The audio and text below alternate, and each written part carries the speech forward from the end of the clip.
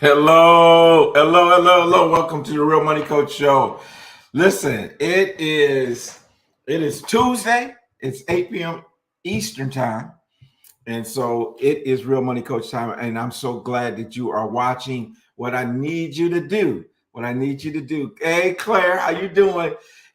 Is put in the chat box where you're watching from. Claire, I don't know if you're in North Carolina or you're in Washington State. I don't know which end of the country you're on, but it was great to see you in Punta Cana and with your boys. They were handsome, looking good that night. When wife was talking about them boys were just handsome. Them boys were just handsome in the DR. So we got a great show for you tonight. You know, one of the pillars that we talk about is real estate. Real estate is such an important pillar in terms of our wealth journey. And for many of us, meaning many of us Americans and others, one of the very big components of our wealth is our home. And when you think about the number of homes or number of years, number of circumstances, number of different, all kinds of reasons why we didn't get the chance to participate in the home buying process, right? And even today, you know, African Americans are about 40% homeowners compared to other groups that are, 72% homeowners. It is still a big reason why we have a tremendous wealth gap in America. And so we're going to be talking about real estate because that is one of our pillars, right? That is one of our pillars. And so Arrow said this is better than college, man. Arrow, come on, but we ain't charging no tuition, Arrow. All we want you to do is subscribe to the YouTube channel. That's all we want you to do. And so Arrow's a great friend that was on our show not too long ago talking about options and option trading, something I've become very fond of. As a matter of fact, our guest tonight may have even met Arrow, maybe been in some of the workshops that we were at because we all I met Arrow at the All Black National Conference and Convention, in Atlanta. And that's why I met Arrow. Of course, I have a relationship with Dr. Boyce Watkins. And so, matter of fact, speaking of Dr. Boyce Watkins, I will be with him again come this July at the Power Networking Conference. And we should have to cue that up. But the Power Networking Conference right now, we have some names that you may recognize that will be featured there. Dr. Boyce Watkins, as I was just talking about, Master P will be there. We will also have, there will be Bob Marley's son will be there. And I'm trying to think. Also John Hope Bryant will be there. And so it's going to be a great conference. We got, 4 different tracks. We got the Power Networking Men, Power Networking Women, Power Networking Couples, and the Power Networking Millennials. So it's going to be a great conference here in the Queen City. Come and network. And what's going to be nice about it, it's going to be the right size conference where people will be able to network and develop some relationships. Still, there's vendor spots available, coaching spots available, from my understanding from a meeting today. And so come and be a part of that. A couple other quick announcements is on July 7th and 8th, we will be having a men's conference at the Mount Carmel Baptist Church here in Charlotte. I will be one of the speakers, presenters. And so that you can go to Mount Carmel, Charlotte.org. We'll have more information on that tomorrow. We'll probably have a guest or two come on the show talking about that conference, which will take place July 7th and 8th here in Charlotte. And I think that's my announcements for now. Oh, I have another announcement. Let's bring Michelle on before I make this next announcement, because this person is related to her. He's tied to her. So let's bring on my co-host, Michelle Mitchell. Hey, Tony. Hey, Michelle, how you doing? I'm doing good. Good, good. How, I was thinking about how are things in Kalamazoo? I mean, you guys, the Portage area was hit really hard with the Yeah. tornadoes. Saw a lot of pictures of some of those damages. How's things in Um, we had no loss of life, so that was awesome? amazing. Um, and the cleanup process is on underway. Yeah, So there was a lot of damage. There were actually 4 tornadoes that day yeah, in and around Kalamazoo. So yeah. That's pretty we are serious. I saw blessed. some of the pictures. Yeah. I was like, wow, it was And the pretty. thing is, it wasn't a warm day. You would think that a tornado would spawn on a warm day, but it was like in the low 60s probably. Okay. Yeah. Well, that's warm for y'all. Well, it is. People were probably outside in shorts and Right, right, sandals, right, right. but it was, It wasn't I would like, it yeah, it wasn't like a 80-degree day or like anything. the conditions Yeah, weren't the con yeah, yeah, mhm, so and good. thanks to Alexa, I got a warning before my phone went off, so Really? So yeah, Alexa told you that the tornado, oh, yeah, mhm, wow, yeah. okay. See that technology stuff, I man. know, right? That's for real. That's for real. Yeah, Well, what the announcement I was going to make before you came on is that your brother Von Clement down there in Fort Worth, Texas, we're going to be doing a series, financial literacy series for first or first First yeah, St. John's first thing yeah, Cathedral. yeah. Bishop Kidder Spears. So we're going to be doing that starting this Sunday. Oh, Uh, cool. or not this Sunday, this Saturday. This Okay, Saturday at uh, it'll be 10 Eastern, 9 Central, and anyone's welcome to come. It's going to be a master class on my book, okay. and it's going to be on my normal Zoom. So this is easy for y'all to remember. It's just TonyJacksonZoom.com. Tony Jackson. That's right. We're gonna get some people financially free, man. We're gonna get them broken away from their debt. We're gonna get them Right. broken away from bad habits. We're gonna do all those. So that is coming up. The first installment of a monthly webinar will take place on the I guess it's the 18th. I think Okay. that's the date. So that's coming up as well. So anything you got going? Um, right now, not at the moment, but we are gear remember last year you participated in our Bridge the Gap Summit? We are Mhm. gonna do that again. So I'm looking for new interviewees. That'll be Mhm. great. Yeah. Barry Braxton, thank you for joining us. Barry, I believe Barry's in the New Jersey, New York area. Um, good to have you here tonight as well as we talk about and what's interesting, Barry's into real estate. He's kind of a real estate developer himself. Mhm. And so, real estate, Michelle, is just a lot of people are very interested in doing things in real estate. I know I am. Yeah. I mean, I am. because Yes. last I knew, they wasn't making no more land, right? That's right. So, um, That's so right. get you a piece of land and hang on to it. Yeah. Alice Martin, thank you for joining us as always. And I so, was just about to say, where are our regulars? yeah, um, and we don't want to call their name out, but we got some regulars that just been hanging with us Yeah. For for years. years. For years, and we appreciate everyone watching. I did not, and I should have put in there because now that StreamYard's changed that where we can't, um, where we can't put the stream to the private group. Right. We needed to drop something in there, and I may do that as we go through the show, so people know where to find us over here on YouTube, Yep. LinkedIn, Instagram, That's right. all of that. All of it. Right. Yeah. Awesome. So let's do this, Dante. Let's take a quick commercial break and we're going to come back and I'm going to have Demetrius Wilson and he's going to share his experiences with us. And we're going to talk a little bit about some real estate.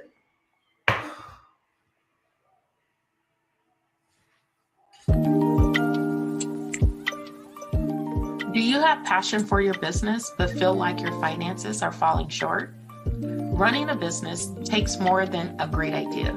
It takes a solid financial plan. Mitchell Consulting can help you turn your passion into profit with their financial advisory services. Get the financial guidance your business needs. Contact Mitchell Consulting to learn more about their passion to profit capabilities.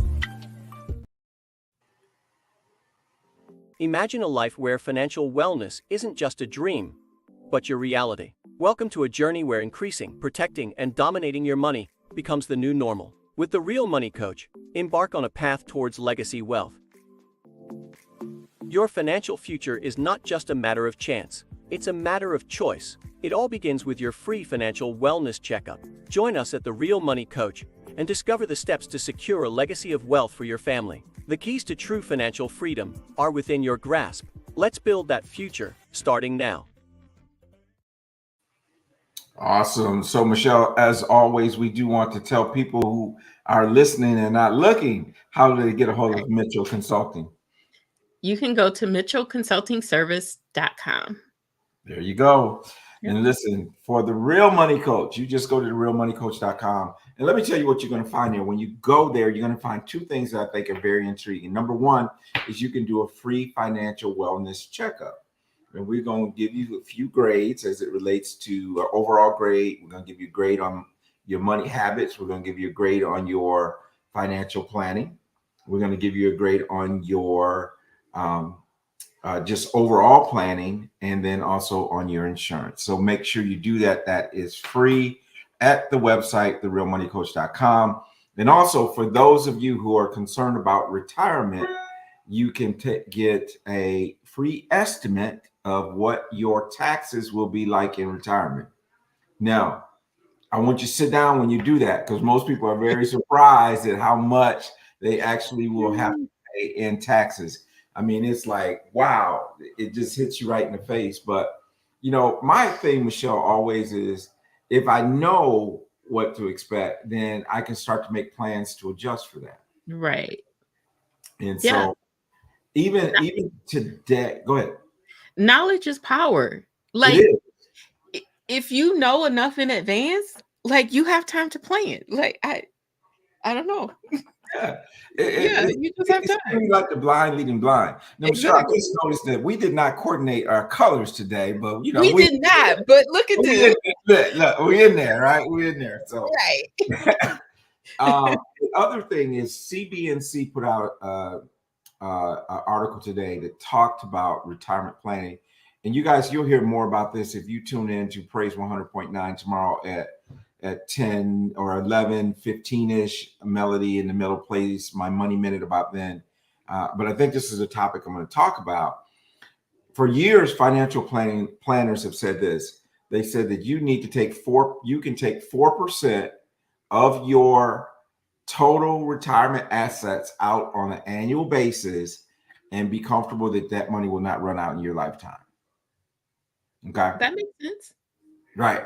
So here's the thing. So if you have $1 million worth of retirement assets, that means that you can take 40,000 out a year. Right. So what the article talks about and what we've been doing for years is showing that we can use annuities in a mix that will allow you to increase that by $1,000 to $2,000 a month. Okay. So instead of getting 40,000, you can get 52 to 60,000. Right. And then the other piece is that we like to do it in thirds. Like a third of it stays in the regular brokerage account, a third into an annuity, and then a third into something that's going to be a tax-free environment. And so to learn more about that, you can just schedule with me on my website. But that's what I think I'm going to be talking about. And I'll put a little social media post out about it because it's important. Yes. So I got all that out. Yes. Now it's time for our guest, for the man of the hour, for the one that's going to come on and drop some knowledge and share some stuff with us.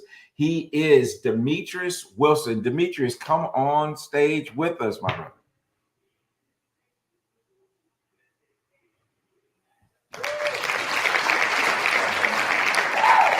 All right, there he is. Hey, Demetrius, how you doing? Man, Tony Jackson, I'm doing great. I just want to thank you so much for just giving me this opportunity, and allowing me to be here. You as well, Michelle Mitchell. Y'all just have like really easy names. Tony Jackson. It goes off the tongue. Well, people still misspell it though. I'm just trying to Right. think, right? You don't spell my name with an I, right? So I Yeah. get mail that says Tiny Jackson, Tiny. Really? Yeah, all kinds of stuff. But Yeah, that's why I don't go by my first name. It's just they miss it every time. they miss it. Yeah. Well, man, it's good to have you on. We met, about I guess last fall at Boyce Watkins conference, and I know you attended the conference, and then someone connected us since then. So it's been pretty cool. Yeah, I find that just like with this career, just going to networking events, you kind of like, oh, I'll meet him here. And then what we talked about was Power Networking Conference with Dr. George Frazier. But then this came up and I was like, wait a minute, I know Tony. It's like, oh, wow. It's like making inroads into like this industry of just, networking. Like it didn't come back how I thought it would, but it actually came back sooner. Right. So, and just shout out to Ari Squares again for connecting us or reconnecting us. Reconnecting. And Wait a so minute, that's 2 from Ari. that's 2 in a row, right? Yeah. Yes, last week is for Ari. So she's been sending some people here and supporting us in that way. And so we just want to thank her for that. And yeah, man. So tell us a little bit about your background. I know you got a military background. So give us the tea, man. Tell us what's going on. I'll be honest with you guys, of course, since you asked, but my background, my story, it's one of a kind. And I just say that with all grace, you know what I'm saying? Because so right after high school, I joined the military. My dad, he's a Marine veteran, so he was like really big on, hey, join the military, join the military, join the military. And I did pretty well in school. I was in you may have heard of it, may not. I was in the IB program, International Baccalaureate, over in Douglas County, and I have a lot of options. So I was like, what? Like I don't need to. But he really convinced me to join the military. So I was like, I'll give it a shot. Went into the Air Force. I took the ASVAB, got a 99, went into the Air Force, went to basic training, went to tech school over in Keesler in Mississippi. That was about 9 months. So I had a pretty good thing going for me in the computer networking industry. I was an IT specialist, so routers, switches, internet infrastructure. That was what a lot of my that was what all of my training was around. So my plan at that time, back when I was I went to the military right after high school. So my plan at that time was I'm gonna work this military job for my contract is a 6-year contract. Save up some money. I'm gonna get these certifications and be making like 100 grand a year. I got a friend, he was making 100 grand right after basic training and tech school.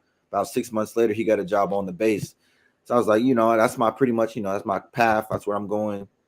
Get these certifications and then eventually invest in real estate or find some way to start a business with this technology that I'm learning about as far as like computer infrastructure and cybersecurity. But God had other plans actually. So I came back from my military training. I had just enough money saved up from my military training to buy my first car. I bought a first car for like $2,500. I went out one night, one weekend, first night, first time going out, back from training. Boom, I get rear-ended by a drunk driver. Mm. And that to me was like, what? Like, I'm like, I've never been in any car accidents. It was just astounding. It was profound. I was like, man, I'm so glad I'm alive. Wow. And so my brother, he took me to the police station to get the police report from this car accident that I was just in about 3 weeks earlier. So On the way back from the police station, kid you not, we actually get T-boned by an 18-wheeler. Wow. And that to me, that was one of the I mean, the military was already life-changing, but it was like back to back. This was like one of the most life-changing experiences I've ever been through. I broke both my legs. And you know, before we got on here, I was walking around, so you can't even tell now. But I broke both my legs. I had a broken rib. I had a lung contusion. I had a concussion. I was in Grady Hospital for 11 days, 2 surgeries. Um, I got a rod inside my femur, and I have a plate on my tibia. So I just, I just thank God because I could have died, like, very easily. Right. But they were like, no, you're good, you're not dead. I was like, well, just let me know, like, just tell me. I love my mom, I love my dad. They're like, no, you're not dead, your legs are broken. I was like, oh my, get me to the hospital. like I need help seriously. So that was its own process. It essentially derailed every plan I had at the time. It ended my military career. I was going to college. I planned on going to college right after I got back from basic training. That was out of the window. Because I can't. I was in a wheelchair, so I can't walk around campus or do anything like that. So I had to just recover. I was just bedridden for about 6 months. Pretty fast recovery. Everyone's like, bro, if you was my age, you wouldn't have made it. I wouldn't have made it. But I was young when this happened. I was 19 when this happened. So just youthful energy, and I was like, man, I almost died. Like, what happened? Like, my whole life just got derailed. Like, not going to college, military's over. But I guess I just knew there was a silver lining. Like, I would get a settlement at some point down the line, whatever it would happen to be. So I was like, now I'm thinking like, okay, well, I already wanted to get into real estate. I guess whenever this money comes through, I'll invest in the real estate. But at the time, I was like, I didn't really know anything about it. I just know I wanted to get in real estate. So then that's when I started doing research about, let me get my real estate license. Like, since I'm not doing anything else, just sitting at home all day recovering, I started reading books on how to get my real estate license, started reading about, Rich Dad, Poor Dad, Robert Kiyosaki, The Millionaire Next Door, Think and Grow Rich, Richest Man in Babylon. Just started all great books. Just the what's hitting me on it though is when you said you were 19. Because you got to think of a 19-year-old just out of high school. That's a lot of trauma and stuff to go through at such a young age. And so it was intense. Like, I was like, I tell you, it's like I know what it's like to be old, like not old, but like feeble. Like, I can't even, I had to use a walker. I can't even like be by myself. And it was just like so crushing. Like, all my, no college, like, that's gone. It was like, what? That's the whole thing. Like, I just finally made it through the military, and I finally have like some freedom to like do, the things I want to do. And it's like, no, you don't. You don't. You gotta sit back down for another 9 months to a year. And that was just, I was like, well, I'm gonna just have to just do something, because I've always had an active mind. I've always been like thinking about things. So I was like, let me read some books. Let me capitalize on this trauma. I mean, it sucked, but at least I'm not dead. Like, that's how I'm looking at it. Like, right. At least, I'm sure some people wouldn't have made it in. My brother, he was cool. I mean, he got dinged up, but he actually had to pull me out of the car because I couldn't walk. Like, my legs was broken. I couldn't move my legs. So I'm like, you know what I'm saying? It's confusing. Like, I'm panicking. Never had anything like this ever. I'm sure no one has, but it was just a real, just like, coming to Jesus type of moment where it's just like, man, I'm just so grateful I'm still alive. Like, I got another opportunity. Like, I'm supposed to be here doing something.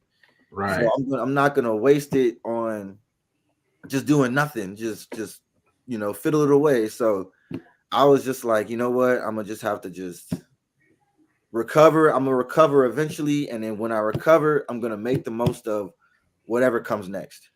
And that's pretty much what I did. I was just like, I just started reading, studying, and then I got my real estate license in October of that year.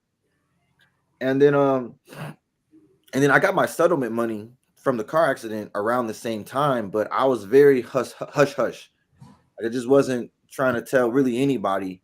I really didn't tell anybody outside of my immediate family. I mean, I literally told no one.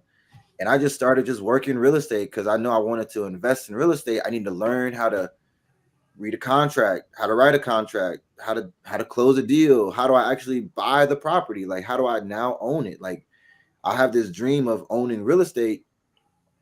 It's kind of, for me, it just kind of got accelerated as far as like, okay, I thought I was gonna have to work, in the military and use that certification, but it was like, well, boom, here's the money.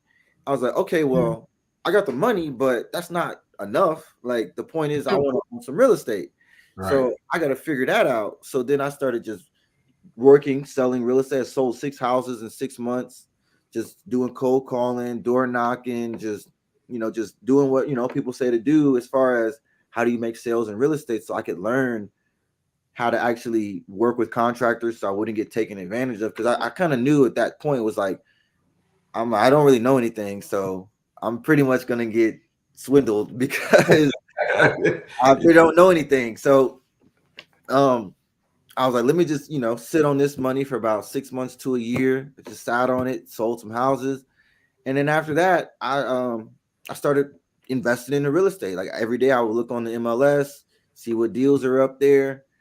And then from there, I just was like, you know what? I had some people around me, like my lawyer, who did my actual case. He was like, he invests in real estate. He's like, you're gonna take some losses, so just understand that there's an education with everything. So I was like, well, let me just get into it. Bought a quadruplex, and I started renovating it, and I started going from there. Bought that quadruplex for what did I pay for that? I paid $100,000 for that. I put another $100,000 into it, and then when I eventually sold it, I sold it for $250 about 4 years later. So it was okay as far as a deal goes, but I mean pretty great for my first deal, because not only did I didn't have a loan on the property, so all the money was just straight cash flow.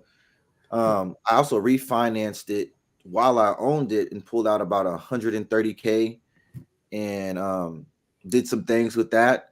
And then I sold it later on for 250 and still, walked away with about 50,000 in profit after I had did that. And simultaneously, when I bought that first quadruplex, my mindset was, hey man, you got to take your lumps, man. Go ahead and just get you another one. You're gonna have to learn somehow. I bought a second quadruplex. I renovated that one. I paid 86,000 for that one, and then I put about 115 into it in the renovations. And so recently, I held on to that one for about 6 years. I sold that one last year for 500,000. So I also took out a loan. I refinanced it about 2-3 years ago. Pulled out about I was about 140. And then just sold it last year for 500. Walked away with like 330. And I'm on to the next project. Wow. So what lessons did you learn on those first couple properties that you like? I'm not gonna do that again. Man, so many. Like a big one is like thinking that just because you have money, that's enough.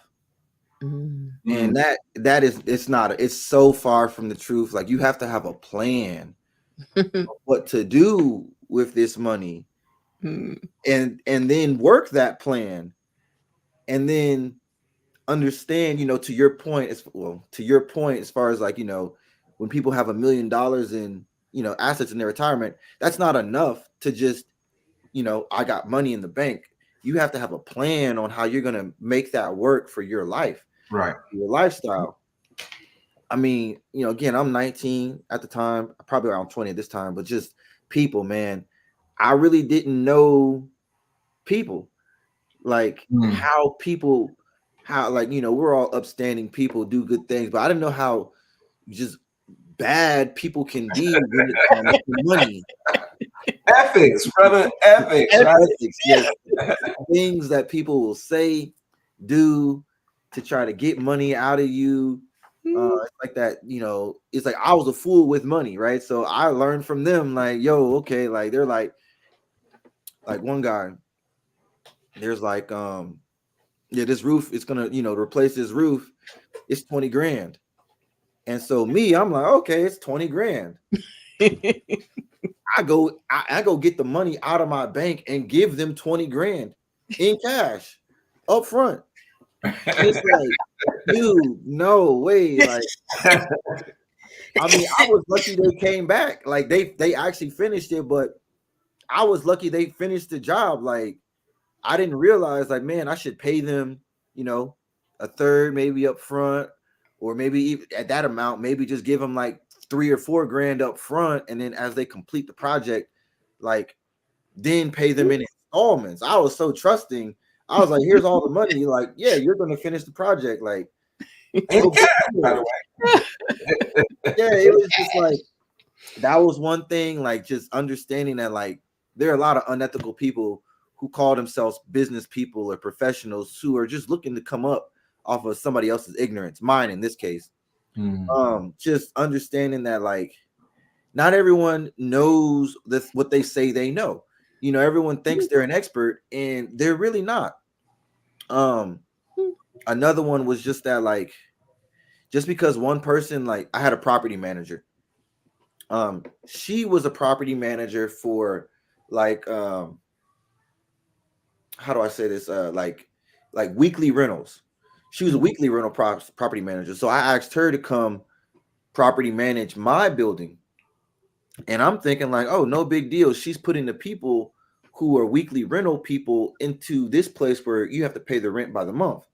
And I'm thinking, like, no big deal. Like, there's no difference. Like, you pay $300 a week over here, you pay $750 a month over here. You're actually saving money. That's how my mind is thinking it. And it's like, that's not the case. Like everyone is in a financial situation. Like, they need to pay by the weekly because that's how they spend their money. Those are their spending habits. Right. They don't save money to the end of the month to pay their rent at the end of the month. They already spent the money on whatever they needed to spend it on. So I was like, why aren't they paying the rent? Like, what's going on? I thought they're paying less. Like, it's a better deal. It's like, well, they already spent their money. I was like, what? Like, so, that was a whole thing of just having to get them out of there, and I had to just let her go because we just weren't seeing eye to eye. I was like, you need to bring in people who are monthly rental, not weekly rental. But you know what I like about this, Demetrius? I mean, honestly, this is just a real conversation because so often people come in and we hear all of the good stories. We hear all of the, we don't hear the stories like you're telling us. Like, just so keeping it 100. I mean, I think that's good because sometimes people get this glamorous idea of what it's going to be like to own real estate and other investments, not just real estate, but they have this glamorous idea of it, not knowing that there's some dirty parts to this business too, right? Of this real estate. Yeah, it is definitely dirty. That's one of the things that it really like burned me. Like, it really turned me off. Like, this is like my dream and I'm doing it and I have the money to do it, but like, I didn't realize this is what it comes with. And that was more so because I was just new, and it was just like, I read a lot of books. You can see all these books I got in here, but it was just, reading the book and actually going through the experience itself are two totally different things. Like, you might have an idea, but this is reality because it's based off your personality. Like, we all have things we don't see. So now what I've learned from that is that I have systems in place for tenants, whether it's the tenant screening, the eviction process, as for how to find tenants, how to advertise for tenants, how to find property managers, how to find contractors, how to advertise for contractors, how to find these deals to make the deal lucrative enough. So if I do make a mistake, there's still enough money in the deal to There's cover that mistake. yeah. Right. I He like to has a say, strategy now. yes. I So like to say, you become from a real estate investor to a real estate strategist, right? Because now, Right. yeah, yeah, it's not enough to, like I said, not enough to just have a plan. You have to really have a real strategy and Yeah. then work that. So now, like, I like to say that a lot of people, they call on me to invest actively in real estate while they invest passively in real estate. Yeah. And the reason I say that is because if you want to invest actively, it's your turn to get to go through all of these lessons that you think you know. Oh, yeah, you just buy a house and you just put a tenant in it. And it's like, yes, it is like that, but you don't realize you don't have a lot of the foundational aspects of just going into these things of like finding these people. What's a good deal? What's not a good deal? What's a good tenant? What's not a good tenant? Oh, this person's saying they they got this job making $4,000 a month.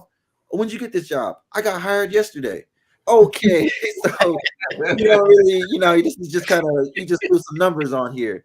So you can do that if you want to invest actively, like, and that's the I would say that's the path I've chosen to take, is to encounter these things and learn from them. But I also give people the opportunity to say, instead of you having to switch your whole career, whatever you happen to be doing, whether you're, a firefighter or a dentist or a doctor or, a barbershop person, or you got a salon, you have to learn how to be the best at that. So instead of you trying to say, I want to get into real estate and be the best at that, I'm giving you the opportunity to invest alongside me. I've already taken the L's and taken the losses. You can just work with me, and I'll be the operator, and you can come on and get a portion of the profits and get a return on investment for your capital. So you know that you're getting a good deal. But a lot of times I find, and this is what's wrong with the Black community, we don't trust each other. right. And you can't say you want to invest with me in real estate, and I say, hey, yeah, you can invest with me. I just need anywhere from $50 to $100 to $200,000. You can say all day long you want to invest in real estate, but if you don't trust me to give me that money to go do what I am qualified and educated on doing, you're not going to get in a better position. I don't care. I mean, I don't like saying it like that, but I'm still going to continue growing.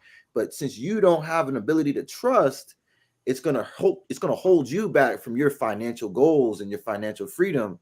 So what I've done to overcome that is I teach a lot of people how to invest in real estate, so they're more comfortable with that. So if you go to my Instagram at Demetrius Wilson 444, I have a link in my bio where I have a free ebook. So you click that link, and then it's you'll see an option for Demetrius's real estate dictionary. I wrote a dictionary so people can get familiar with the language of real estate. I work with a lot of older people who are in their 50s, late 40s. Hold on. Y'all are set apart. You already know that. They're like, man, we hear you talk about this real estate. It sounds like a foreign language. And I'm like, I get it. Like, it's, me even explaining to them, like, you know what, if you give me $50,000, your return on investment is going to be 10% a year. Your cash on cash, you can expect to be 20%. They've left the conversation. So, they're not able to really get into the wealth because they can't understand the conversation. So that's why I write these books, so people can get a chance to get into the conversation, so they know what the ARV is, after repair value is. They know what an appraisal is, because a lot of people, they've never bought real estate, so they don't know any of these things. Right. But they hear about real estate. They hear, oh man, you did one deal and you made $1 million. They hear that, and it's nice, and that happens every day. But the mechanics behind it is where I come in and I educate people on that. So I put a newsletter together. So you get on my newsletter, you'll be able to hear a lot of the education where it's like, what's the difference between good debt and bad debt? A lot of times we're educated on, get out of debt. Debt is bad. But when it comes to buying your home, you want to get a loan. Like, you don't want to pay $250,000 cash for a house. You want to get a loan for that. So that's what we consider good debt. That's what you need to put you in a position to where you can live that comfortable lifestyle. You need to get a loan, and to get that loan, you got to have good credit. There's a lot of conversations out there in our community that we don't need credit. And that's unfortunate, because you do need credit. You need credit for a car. You need credit for an apartment. You need credit for a house. You need credit for everything, essentially. And we have to be able to be educated on, yes, I would say there are a lot of systematic racisms that are going on in this country, but we got to do what we can do, at least to a degree, to a standard, to where we can at least get what's available to us with what we have available to us, which is access to credit, access to loans, home loans, property loans, business loans. And for that, you got to have good credit. And then once you start getting those things, then you can start buying and investing in the real estate. Now, caveat to that is that you can buy real estate from an owner who owns the house free and clear and do owner financing. Right. But to do that, you have to have the education. You have to understand what is owner financing. Like, I'm just throwing a word out there, a term, but there's a lot more in underneath that. Like, they're the mortgager, they're the bank, but you still have to have that education to even function and operate that. Because I would say, you probably only need between 10 to 15 grand to buy a property. So, I just like to educate people first, so we can build that trust.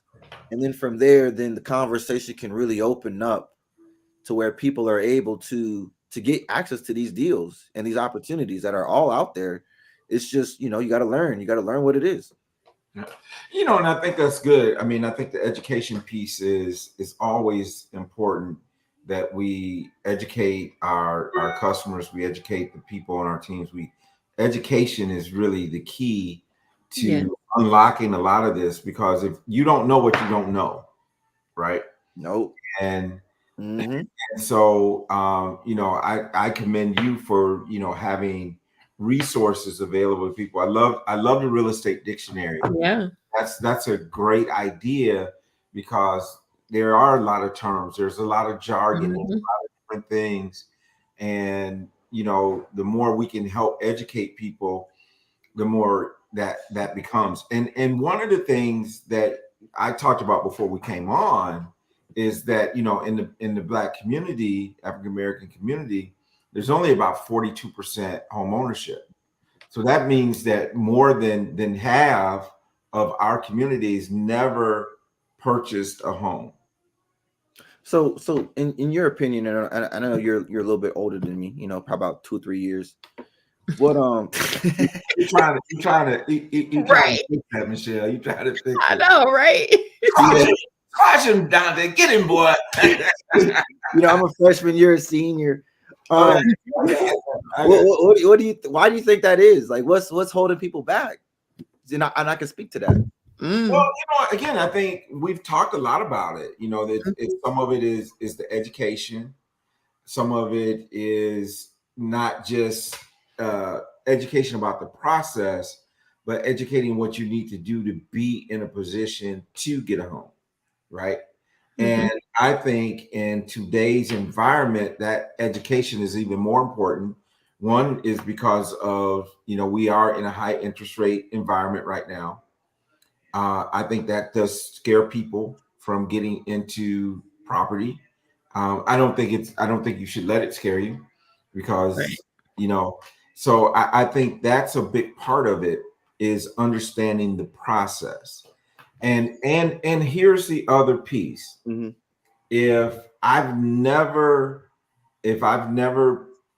owned a home, or my parents didn't own a home, if that never happened for me, I have no other references to say, okay, I want a home, I want to own a home, and what does it require to do it? And am I willing to make the sacrifice? Am I willing to make the sacrifice? Yeah. And here's the other thing. We live in a gig economy, right? We're talking about Uber, we're talking about Lyft, we're talking about Grubhub. We're talking about these type of gig employment. Well, those type of employment positions, because they're 1099, it's a different dynamic for someone to go out and buy a home. And you need to prepare for that. And we're having more and more of that. So I think there's a number of things. And if we want to look at it historically, it goes all the way back even to the GI Bill, where many African American soldiers were not in a position to take advantage of the GI Bill. It wasn't offered to them. It's redlining. So there's a historical context to it too. Although I think it's good to understand that, and having that knowledge of it, I think that that we can't use that as a crutch. And I got this book on my desk, and it deals with some of that. It's called The Color of Law. And so we really have to start to unpack some of these things and really get at it.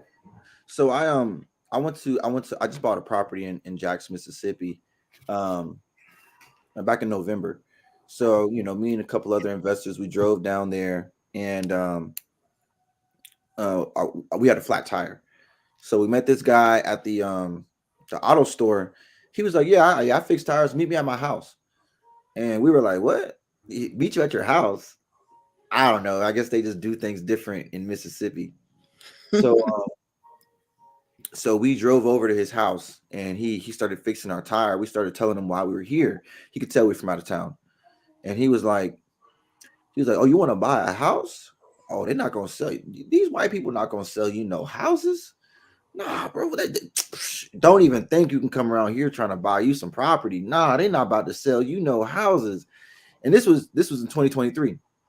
So I'm like, yo, this dude is probably in his 30s. He's believing that white people are not gonna sell him property. I'm like, man, dude, like, do you know, like, I know he doesn't, but like Fair Housing Administration, you can't discriminate against people for the color of their skin, age, all of these factors in regards to selling a piece of property to them. One, you can get a black realtor, if that's what you're thinking. Two, you could work with somebody who is black, or you can get a black lender nowadays. There's plenty of them. So the issue was that like his whatever they're learning mindset. Yeah, the mindset. And Dr. Akbar wrote a book. Michelle, I don't know if when going back to Western, but in Ben Wilson's class, we had to read this book. It was called Chains and Images of Slavery, right? And some of what we're dealing with is some of those things that were instilled in our community long time ago. Right. We're still living in the shadows of some of those things. Yeah. And unless someone enlightens you, which that's why you should invite everybody to watch the Real Money Coach show, right? Subscribe, because what we want to do is we want to enlighten people to that there is something different. And I'll tell you, Demetrius, I am seeing a change. I'm seeing a change in our community where more people are, that whole trust issue and the white man's ice is colder and all this kind of stuff. I think a lot of that is going away, right? Yeah. I think it still exists, right? But I think a lot of that is going away because we're not just going to sit back and continue to be victims. Right. Yeah, no, not at all. Because I know that's something that especially with that car accident that I was in, that really tested my mindset. And it was something that here living in America, there's an excuse to be a victim for everything. Even white people. Nothing against them or even nothing for them, but they have reasons to be victims. The Hispanics have reasons to be victims. Asian people have reasons to be victims. Oh, you're letting in these black people to Harvard and you're not letting me in, and I'm a minority. Like, everyone in America has a reason to be a victim, including us. But what I've decided is that I'm not going to be a victim. I'm going to be a victor. And that's my mindset. It's the victor mindset.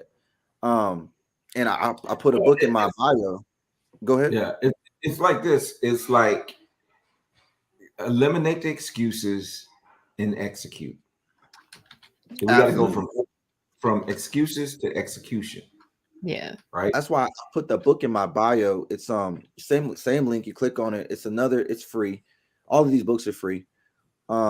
It's called Simple Taste, Only the Best. And it's just about getting your mindset right so you can live your best life. And part of that is just, a lot of this information we have is just not true.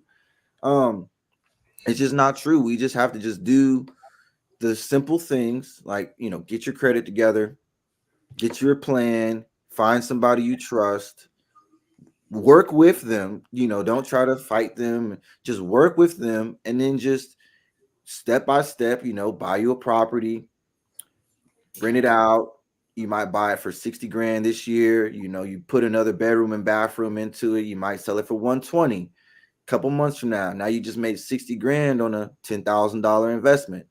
Boom, you got your credit together so you can go buy you as many properties as you want with a 10-20% down payment. So let's say the house is 50 grand somewhere, you just made 60 over here. You can go put 5 grand down or 10 grand down on these $50,000 houses. Boom, you just picked up 5 houses. Now you're making $5,000 a month gross. You're probably netting about $2,400. I mean, you're living good, like, $2,400 a month. You don't have to work that hard. You got a property manager in place. They're handling the tenants and releasing them and the repairs that come up. Then boom, those couple years go by, those $50,000 houses, now they're $100,000.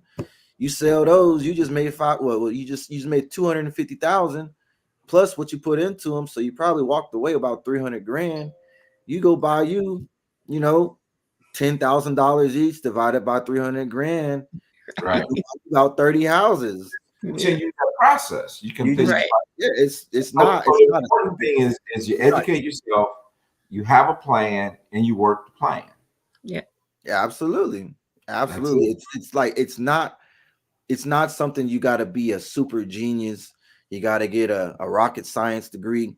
Even like in Robert Kiyosaki, if you're like a C student, if you could barely pass high school or college, you make money in this. It's because it's not something you got to be like. You don't have to learn AI.